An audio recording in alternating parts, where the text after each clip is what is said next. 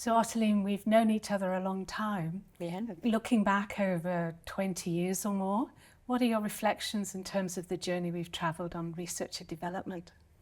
Well, it's been a while, and I think we've made quite a lot of progress, but I also think there's quite a long way to go. I think I've reflected on this from the point of view of my career, because I did want to stay in academia, and indeed I'm very fortunate to have been able to do that. And absolutely, it's a high risk choice because it's a high risk career, and I don't think it's ever going to be anything other than a high risk career for all kinds of very good reasons. So how did I navigate that? And I think subconsciously almost, I knew I had options, and I did think about the other things I might be able to do at every step were I not to be able to progress through the standard academic path. And I do think that's hugely empowering for people, strangely. It's a paradox almost that one of the best ways to thrive in an academic career is to know all of the other things you could do instead. Yes, because that gives you a feeling of security. Oh. You know you have options. Oh. I mean, you can see from the data and what do researchers do that doctoral graduates particularly go into a wide range of different careers, occupations, sectors. But I'd say the majority of PhD researchers are not aware of those options and haven't had experience of other sectors. And I think the more we can encourage our researchers and support them to get that intersectoral experiences, the easier it will be for them to see what their options are, and maybe that will deal with some of the insecurities that we have in the system.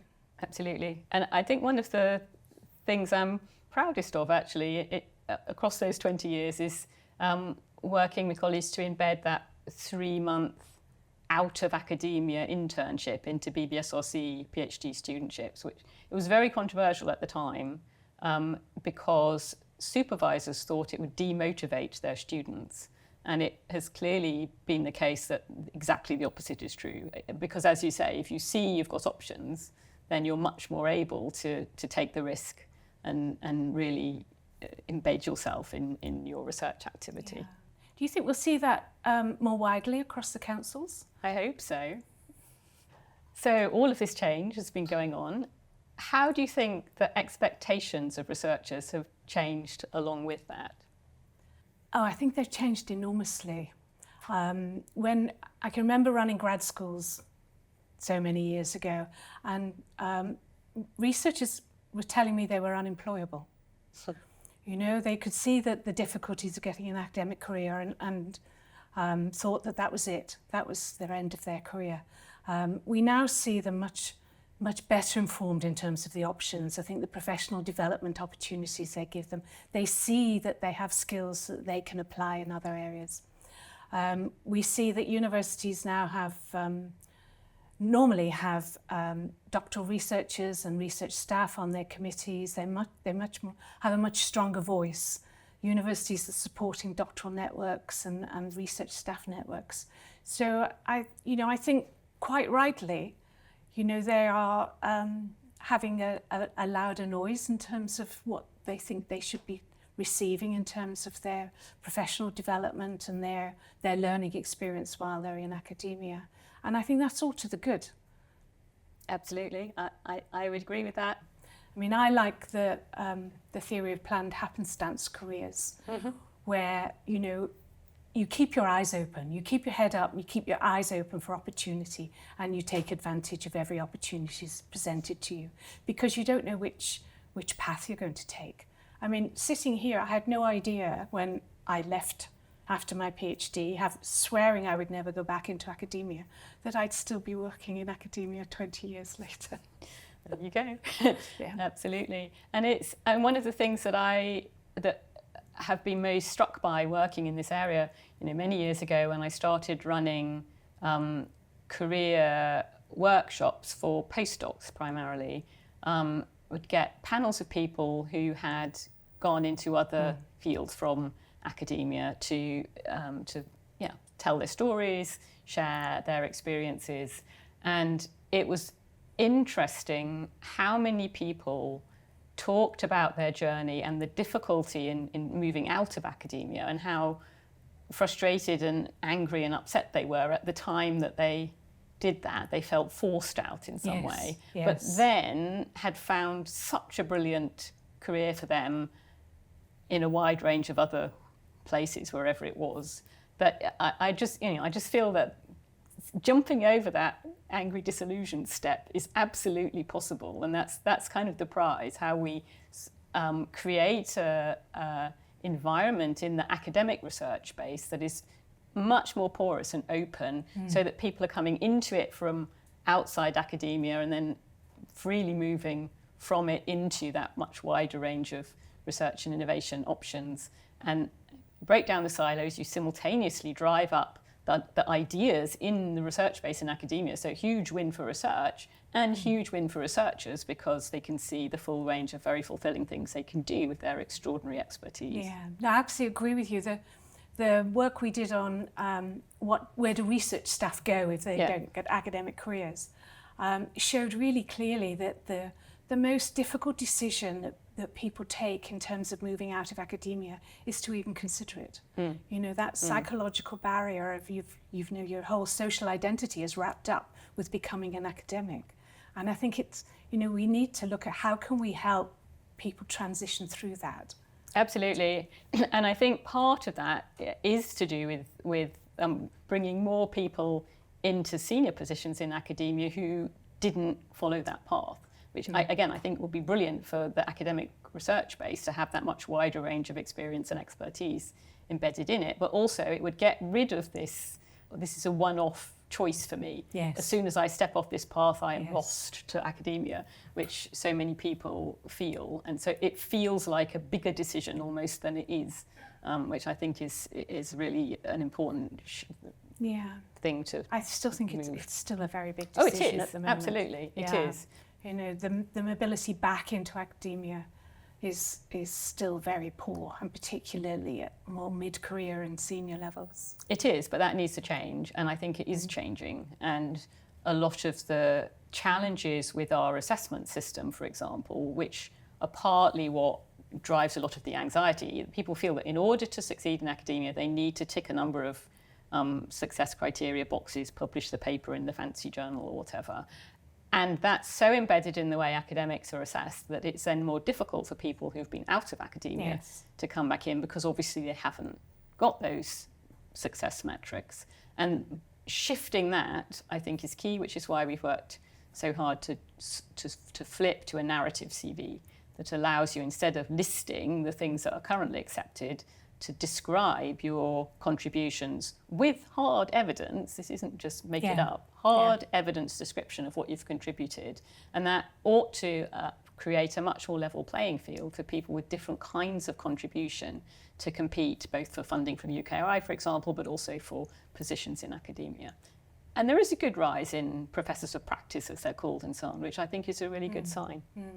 But we need to look at both sides of the coin in terms of research assessment. So it's not only about supporting the researchers to be able to articulate their experience that are broader than publications and grants, but we also have to support the assessors and enable them to see the quality of what can come through in terms of what researchers can contribute to the wider research endeavour. I think you've got to change both sides of the system. Absolutely. And it's not really sides. They're all part of the same community, feeding their own, feeding each other's kind of anxieties about what good looks like. And I find it quite frustrating that there is a deep narrative about excellence, which is not frustrating. We all want excellence. But people have anchored in a definition of excellence that is so narrow, and everybody knows it's not actually a good definition, that we're locked in a spiral that absolutely needs breaking, which is why initiatives like the Resume for Researchers are so important, I think. What do you think research and development as an activity can do to support really high quality research cultures? So I'm really excited about the current focus on research culture. For me, it's a natural step from all the way through from Roberts in terms of training to development through to research to development, and now focusing on research culture, which is focusing on some of the underlying issues that we have in the system that are impacting on individuals' career options, but also on their health and well-being. And research and development is very much about supporting researchers to be the best researchers they can be. And that's in how they do good research. It's how they interact with others within the research system. It's about how do they manage and lead others. And it's also how do they stay healthy and how do they support others to stay healthy. One of the difficulties in the research system, and for me it's quite surprising, is like, why do we have such poor levels of mental health and well-being? They are below the national average for highly educated population. For me, there should be no reason why people who are working in an environment that they love in terms of academic research should have those low levels of mental health. And we can see through the research we did for BEIS, now DSIT, on the impacts of COVID on researchers, is that the mental health gets worse from PhD level through to research staff, through to mid-careers. So we need to look at what is it about the research culture that is creating such an unhealthy working environment that we have these low levels of mental health and well-being. It's an environment that is incredibly focused on researchers and particularly on principal investigators and their individual ability to deliver against this very narrow range of success criteria that we now look at. And it's extraordinary to me that, again, part of the academic identity is that individual delivery, when it is clear that everybody is working in a much broader community, and it's the collective endeavour that is really driving forward success. Obviously, there are individuals making brilliant individual contributions. This isn't in any sense a threat to the notion of individual creativity, but we know that that individual creativity is massively amplified if it's in a kind of team, in the broad sense, environment. And so I think some of the challenges for mental health researchers is the very thing that you sort of cling to as your definition of am I doing okay, am I individually ticking the success boxes, is the thing that actually is particularly insecure and anxious making and undermining. So there's a paradox where people are using as their security blanket, it's all right, my fancy paper came out last week, the very thing that is actually undermining their security. And we need that much broader sense of a community working together, because actually research and innovation is fundamentally an insecure process because you're going to places where nobody's ever been before. And it's much better to go as a team than it is to go as an individual. And that, I think, is the circle we now need to square to support that much broader view of contribution that allows everybody to feel like a valued member of a team rather than someone whose sole responsibility is to take the thing forward individually. Yes. So Arceline, what's your long-term vision for the research and innovation system, and what do you think is key to achieving it? That's a huge question. Yeah. The UKRI vision is for an outstanding research and innovation system in the UK to which everyone has the opportunity to contribute and from which everyone benefits. And that's how it should be. Research and innovation are incredibly exciting, positive, optimistic. We can collectively make a difference in the world, make things better. That is such a positive vision that can build, social cohesion, personal fulfillment at multiple levels. It's there for the taking if we can get that more collective opportunity embedded in the system. It's not about individuals doing individually brilliant things. It's about all of us working together to tackle the many challenges that we face. And we have huge challenges one way or another. So it's that shared endeavour that I think is core. And that, as we were saying, is fundamentally about culture change. And that takes time and it takes many different things that you have to align to make that happen. But I agree, people are moving in that direction. The notion of research culture has risen up the agenda for a long time. It's still quite contested. People think it's woolly and fluffy and not real and somehow might undermine excellence, all of that. But I think we have to own that as a community and make it work for everyone. Well, it taps into the open research agenda, doesn't it? It's about getting everybody involved in research. It's about opening it up so that research users, businesses, the public can be engaged in that research process from start to finish. And it's about opening up the disciplines, opening up internationally. All of that will benefit UK research and innovation. Totally. Lots of opportunities from taking down all kinds of barriers.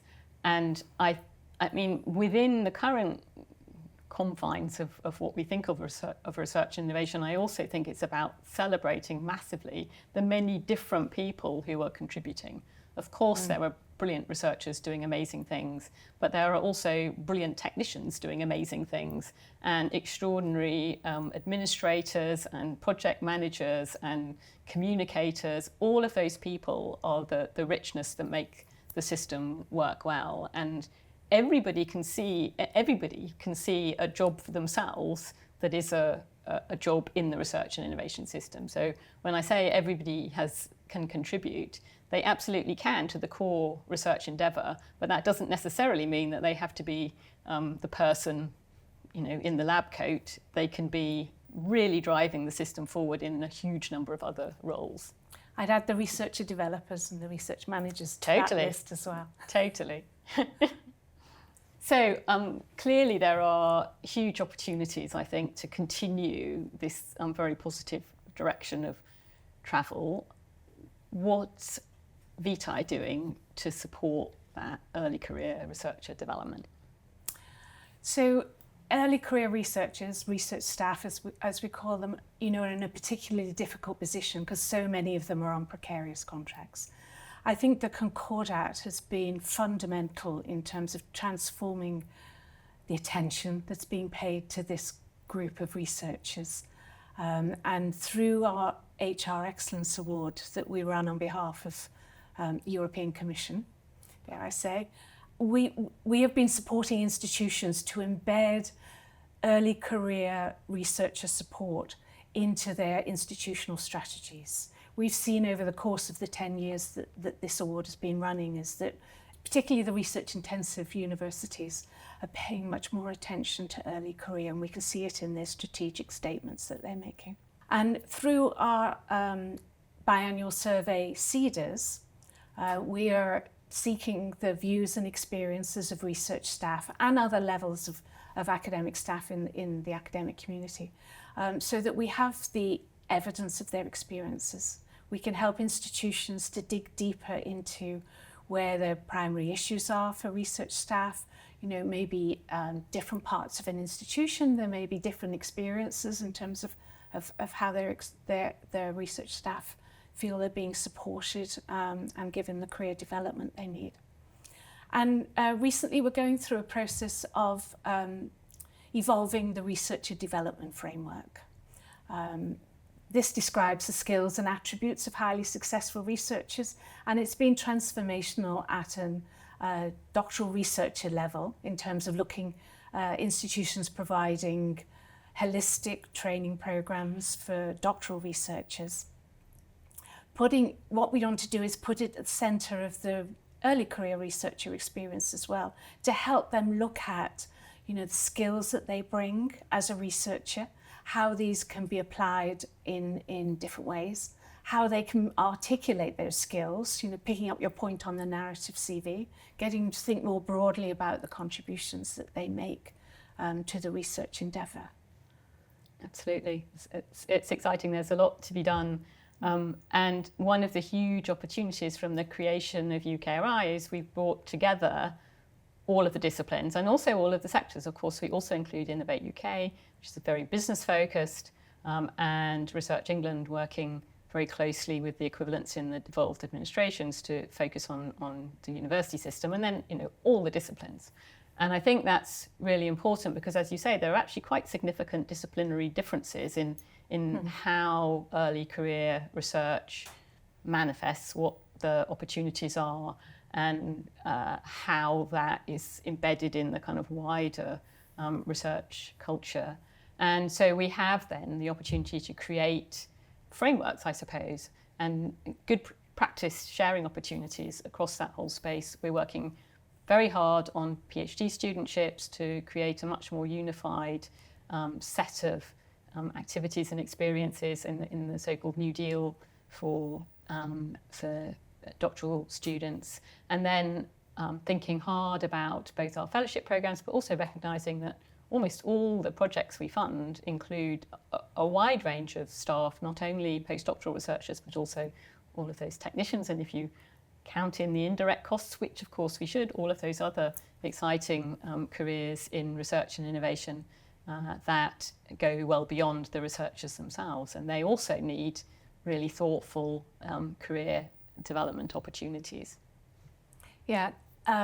I mean, since the Roberts funding, hundreds and thousands of doctoral researchers have benefited from professional development programs.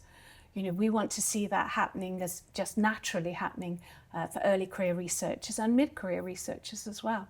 Absolutely. We're also very proud of the Future Leader Fellowship Programme, which has a lot of professional development and particularly leadership development, because I think that's one of the challenges currently in academia, is that leadership is a kind of strangely undervalued skill, and part of the cultural challenges we have comes from the fact that I don't think that way of thinking is sufficiently embedded in academic research leaders, who are many and various, and so the tools they have to support the researchers around them, I think need to be increased. What is your proudest achievement in your work to support researchers? The progress we've made is only because so many individuals have engaged with this agenda from the start and have helped drive it through. When we first started setting up the UK grad programme, there were isolated individuals in universities trying to make a difference. By bringing them together and harnessing them, we've created momentum which has had, considerable impact on the UK provision for researchers. And, I do a lot of work in Europe and other countries, and I'm constantly being told how impressed everybody is with the progress the UK has made around researcher development. We have the Concordat. Driving that through, I think, is one of my achievements. The Researcher Development Framework was the first ever professional development framework for researchers, and has been so instrumental in helping individual researchers realise they are more than the sum of their papers. That this momentum isn't going to stop. In fact, it's getting stronger. And we see it now evolving into a research culture agenda, which I firmly believe will make a huge difference in terms of how researchers are supported and making healthy working environments. Wonderful. Yes, from my point of view, actually, I go back to that research culture point. I think I was in at the beginning of that. I led a project for the Nuffield Council on Bioethics, which I think really introduced the term into the system. And I led that project because the Council on Bioethics, so this is a council that considers the ethical issues surrounding research, was identifying an increasing number of things, overclaiming by researchers, research integrity challenges, all of those kinds of things.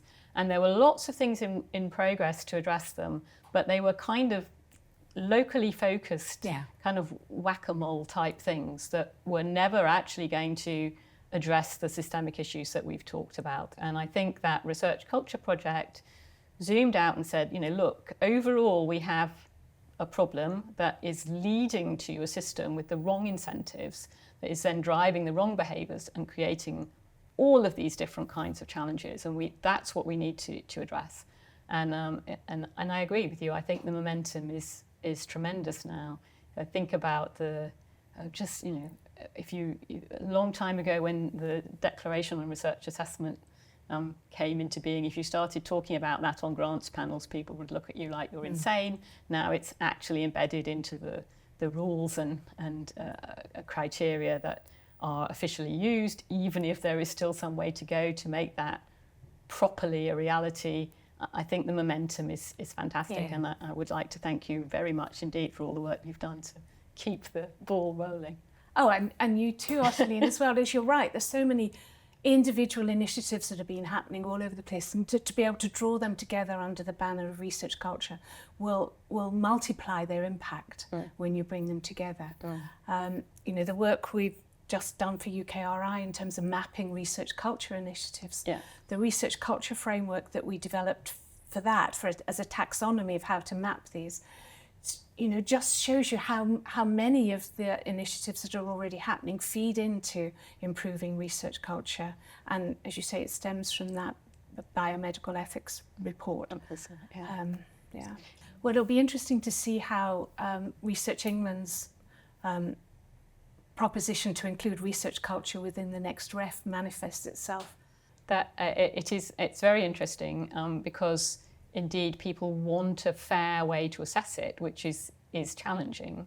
And Research England, obviously working very closely with the devolved administrations, are working to try to find that robust assessment framework that will support the values and the behaviours that people coming into research and innovation clearly have, and they clearly state they have, and how we can align our assessment system fully with the values and ambitions of those researchers. I think that's going to be critical in ensuring that research innovation really works for the UK and indeed globally.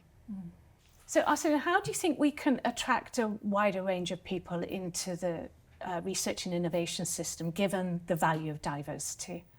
That's a really important question. And I think part of it is that career path diversification, so that we're not insisting that everybody who is an academic researcher has followed exactly the same career path. If we can take the extraordinary people who decided at 16 to go into,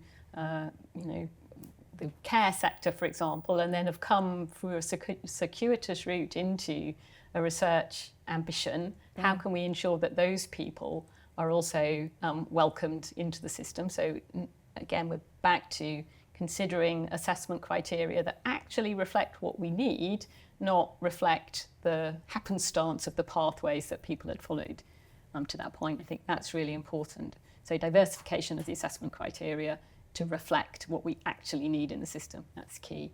And then I also think we need to shine much more of a light on all of the other people apart from the researchers. So we've run at UKRI the 101 Jobs campaign that tries to celebrate people who wouldn't think of themselves as researchers who are nonetheless crucial in the research and innovation system.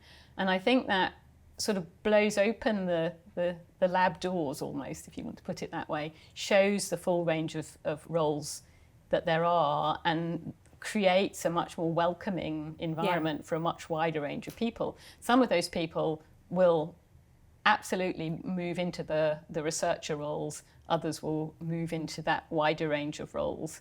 But just having that much clearer visibility of the community that is the research and innovation system, I think, takes down a lot of the barriers that people feel that, you know, it's all for boffins with wild hair and test tubes.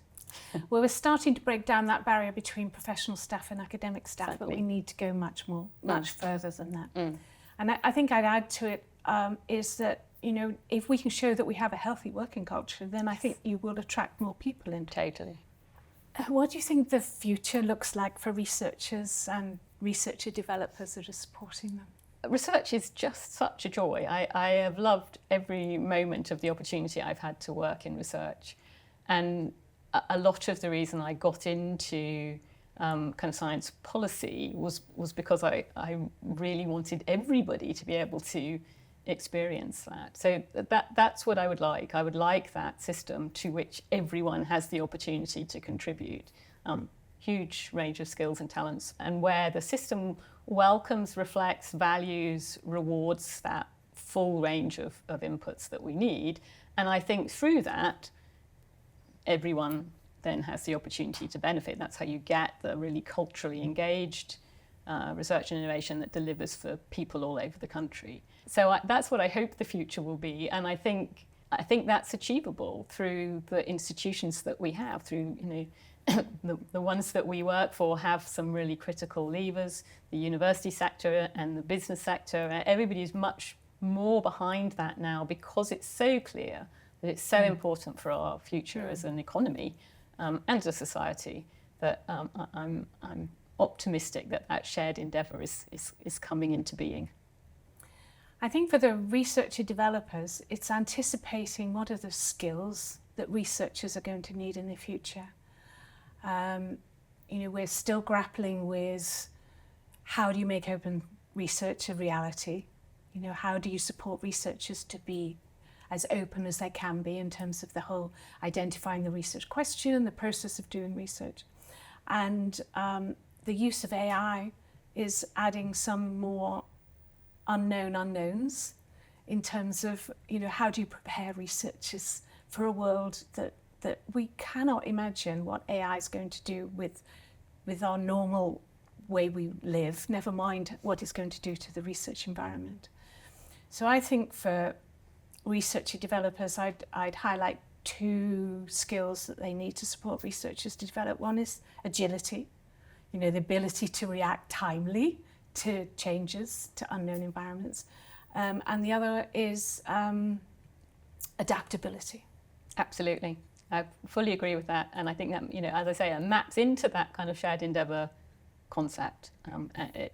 Yeah, key. So Ottoline, thank you so much for sparing the time to do this. I mean, I've reached a point in my career where I'm sort of starting to step back a little bit. So it's really useful to be able to reflect on the journey that we've made, and particularly as you've been on that journey with me and we've known each other for such a long time. So, you know, thank you for giving me the opportunity to talk about how we've developed through the Roberts money, through research and development, and now, you know, we're talking about the importance of research culture.